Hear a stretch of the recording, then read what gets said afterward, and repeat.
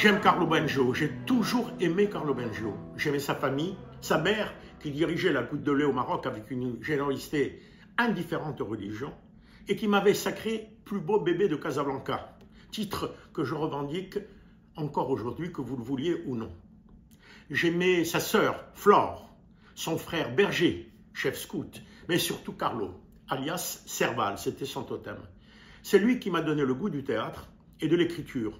Il avait monté un spectacle fascinant au centre communautaire Charles Netter à Casablanca. Une expérience novatrice et transformative et unique. Déjà, il inventait le futur.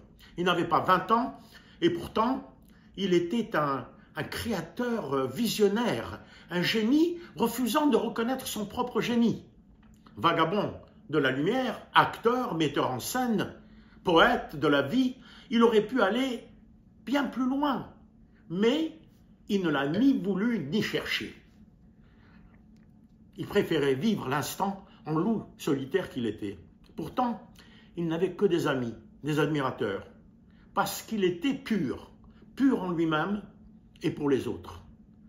Il fuyait la gloire, la notoriété, la richesse, les honneurs. Il voulait être libre, sans compromis, et malgré tout, il a laissé une empreinte indélébile. C'est lui qui a monté toutes mes pièces de théâtre à Montréal. Il a fondé le théâtre séfarade avec Soli Lévy, Elia Bekassis, Liliane Abitbol, moi-même et d'autres. Il a aussi transmis son éclat à ses fils, Yoshua et Sami, devenus, comme vous le savez, des pionniers de l'intelligence artificielle. Et un jour, il a décidé de rejoindre les étoiles, poétique jusqu'au bout. Il s'est fondu dans la matière, devenant fleur, arbre, océan. Toi, Carlo, tu étais partout et nulle part, toujours en train de t'inventer, de te réinventer. Que cherchais-tu? La lumière? Le pardon? L'aventure? Je me le suis toujours demandé. Mais aujourd'hui, je le sais. Tu étais un extraterrestre venu changer le monde et tu l'as fait. Tu l'as fait. Tu étais un funambule, un magicien du verbe et de la lumière. Tu la faisais danser comme une ballerine avec la grâce d'un Fred Astaire, insaisissable. Et pourtant, te connaissais-je vraiment? Peut-être pas. Mais je devine ton secret. Dans un monde d'hypocrites, tu avais choisi la vérité, ta vérité. Tu as réussi, Carlo.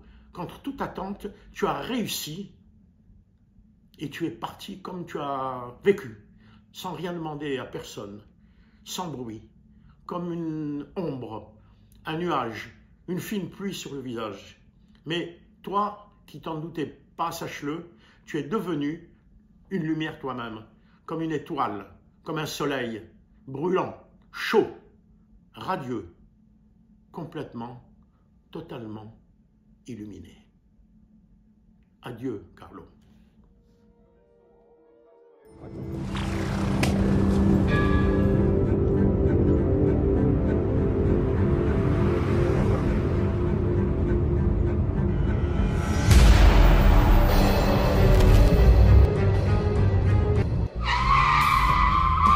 Je suis dans ma voiture. Quel bon moment de penser à Carlo. Carlo. Je pourrais prononcer son nom plusieurs fois. Parce que Carlo, c'est plusieurs Carlo. Mais c'est plusieurs Carlo qu'on n'oublie pas. À la fois créatif, à la fois génial, à la fois, c'est unique, mais c'est un feu d'artifice.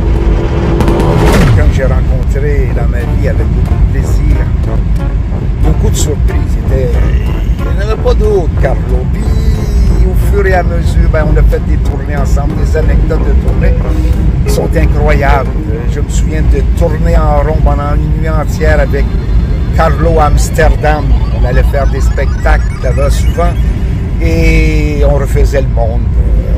On s'en foutait de revenir toujours au même point jusqu'au lever du soleil.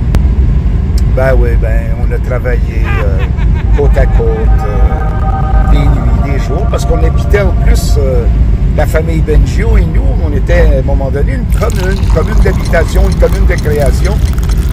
Puis dans cette commune, ben, les enfants comme Yoshua et Carlo, Carlo, vois-tu, je les mélange. Yoshua, Samy et Carlo, voilà un team qui est tout à fait créatif, dont les neurones sont exceptionnels.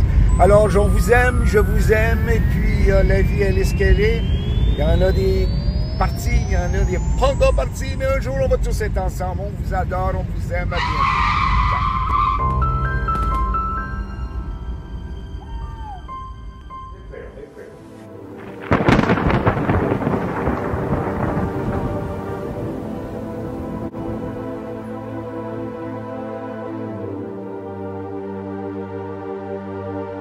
Hey, you out there in the cold, getting lonely, getting old. Can you feel me? Hey, you standing in the ice, loose with each fading, fading smiles. Can you feel me? Hey, you don't help them to bury the light.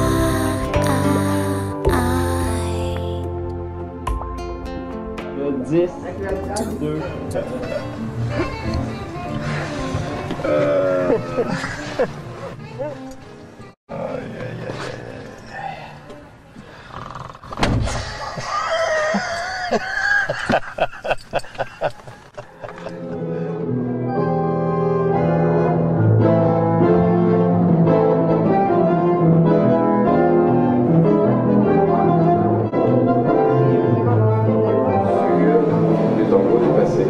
donc, tu vas pouvoir voir notamment Carlo Sertel, qui est un chanteur de tango, mais vous allez...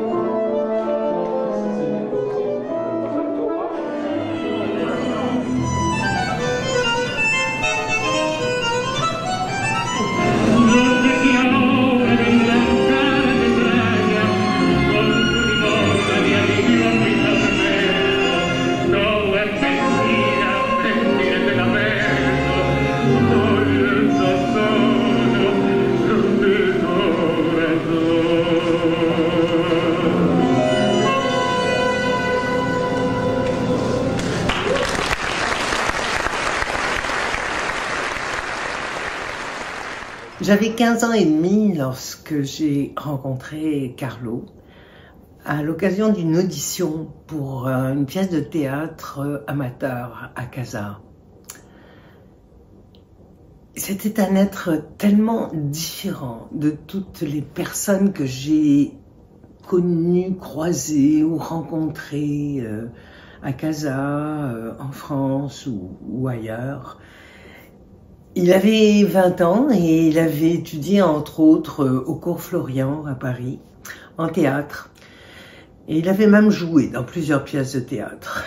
C'était vraiment impressionnant pour des jeunes amateurs que nous étions alors.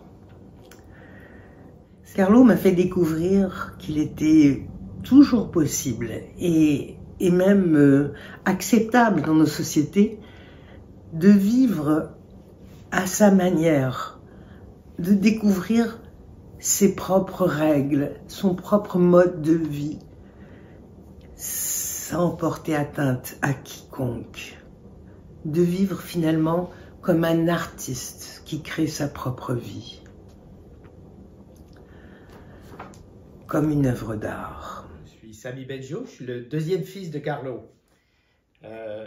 Puis je voudrais commencer par dire que Carlo, c'était en fait un père formidable. Pas du tout un père classique, c'est sûr, mais un père formidable néanmoins. Il adorait les enfants. Et ça, c'était quelque chose de particulier. Les enfants l'adoraient aussi parce qu'il réussissait à éliminer toute distance entre eux. Il était l'un d'eux. L'autre chose que je voudrais dire, c'est qu'on parle beaucoup de Carlo, l'artiste. Mais moi, je voudrais parler surtout de Carlo, le philosophe et le scientifique. Très vite, Carlo nous a donné le goût de la science. Il nous a donné le goût de la méthode scientifique, de la réflexion l'idée de poser des questions constamment.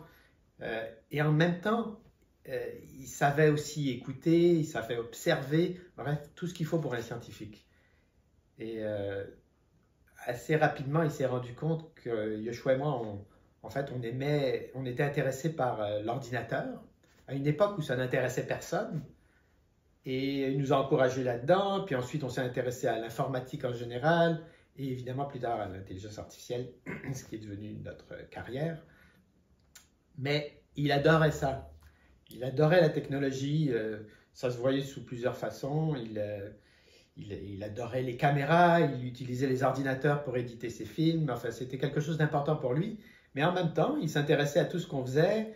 On avait des discussions sans fin d'abord sur l'informatique et son impact sur la société, et plus tard, bien sûr, sur l'intelligence artificielle. Je dois dire qu'il me manque beaucoup. Carlo, d'abord, c'est intéressant qu'il voulait qu'on l'appelle Carlo et non pas papa. Il a été une inspiration extraordinaire dans ma vie, dans ma manière d'envisager le monde. C'était un vrai intellectuel qui posait les questions difficiles. Et qui avait une très haute idée de la recherche de la vérité, ce qui est exactement ce que les chercheurs comme moi ont comme mission. Et puis, c'était aussi un rebelle qui remettait en question la société telle qu'elle était à l'époque. Si j'avais pas été aussi imbibé de la notion de liberté qu'il a mis en nous, je pense pas que j'aurais pu faire les découvertes que j'ai faites dans ma carrière scientifique. Il nous a permis de poser des questions et d'agir selon notre émotion, notre impulsion, notre intuition, d'une manière qui est assez unique, je pense. La période autour de son décès, ça a été très intense pour moi.